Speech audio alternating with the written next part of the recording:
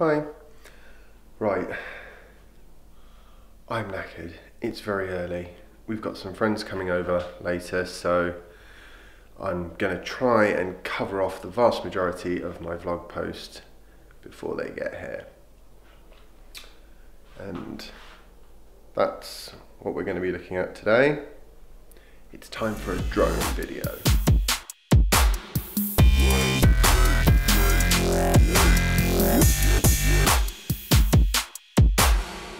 Wanting to do a post about course lock and waypoints, which are two of the options that you've got with the Phantom 4.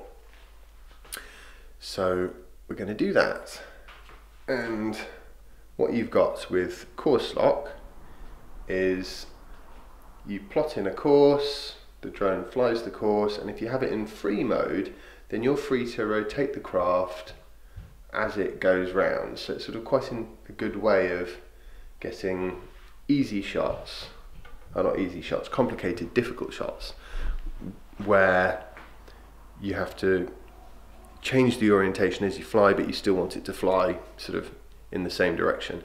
And course lock works in a very similar way, except unlike with waypoints, where you sort of plot your route and set it off, and then it flies that route and you just concentrate on rotating the craft. With course lock, it will always go in the same direction when you push forwards, the direction that it was pointing in when you set it. You know what, the battery's fully charged, but I'm not awake yet. I'm gonna make a coffee, I think, then we'll go outside. Oh, that's better.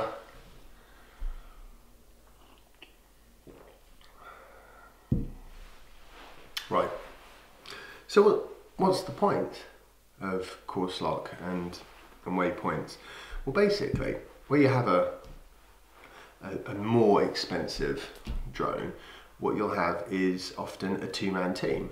One person will fly the craft, and the other person, the camera operator, will control the camera, and those drones will have a 360-degree yaw on the camera, so that the pilot can just do the flying and the cameraman can point the camera at whatever he's sort of interested in on the ground as the drone goes by. And waypoints and course lock are all about trying to give that sort of flexibility and ability to concentrate on the shot to one-man piloting teams. Basically sort of phantoms, which is why there's no point having a 360-degree yaw on the Phantom.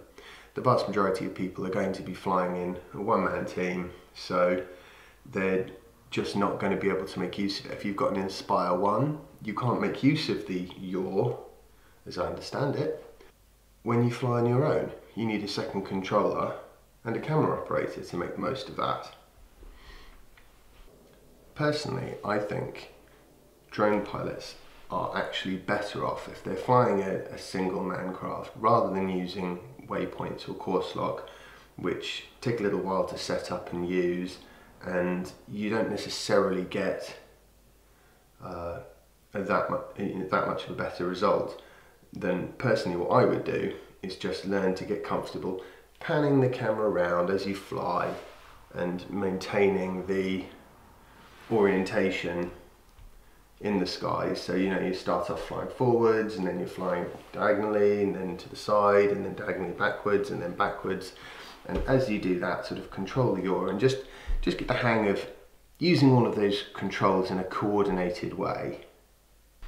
And whilst the waypoints and course lock features will let you get those shots a little bit quicker with a little bit less experience and practice, ultimately I think you're going to get a better result by being able to fly the craft fully yourself. Now, of course, there are always exceptions. If you have to fly an absolutely exact line for whatever reason, the shot requires you to be in an absolutely straight line, then you probably are going to be better off using either course lock or waypoints, because then you can be fairly confident that your GPS enabled quad is going to stick that flight line.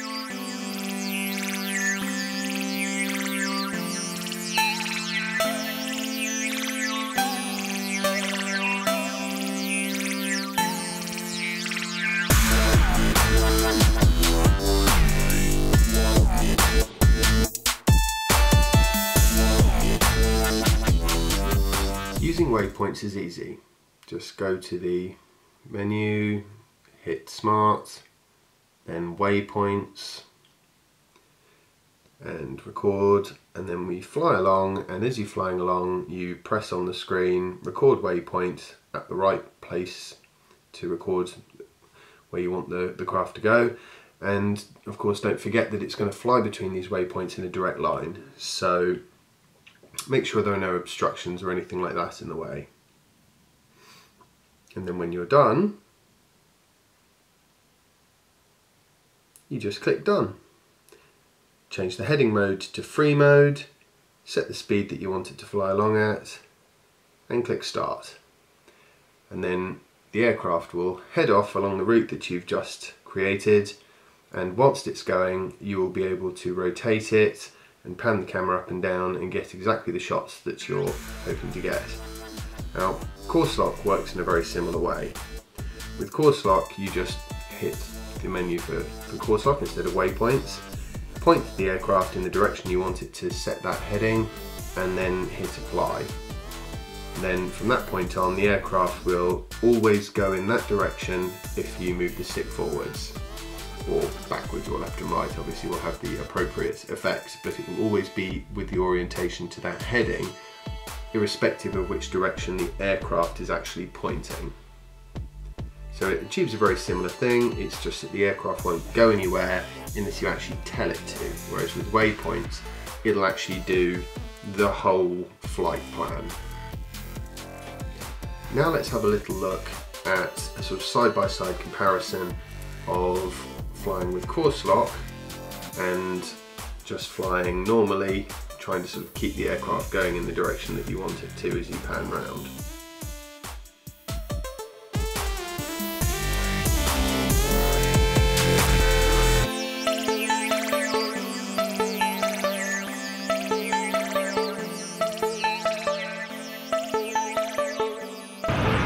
That was awesome. Lovely weather for a fly.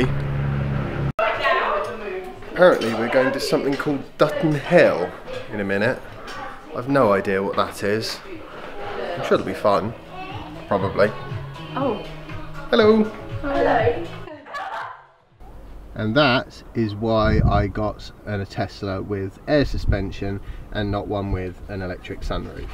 Because the sunroof is nice, air suspension is useful.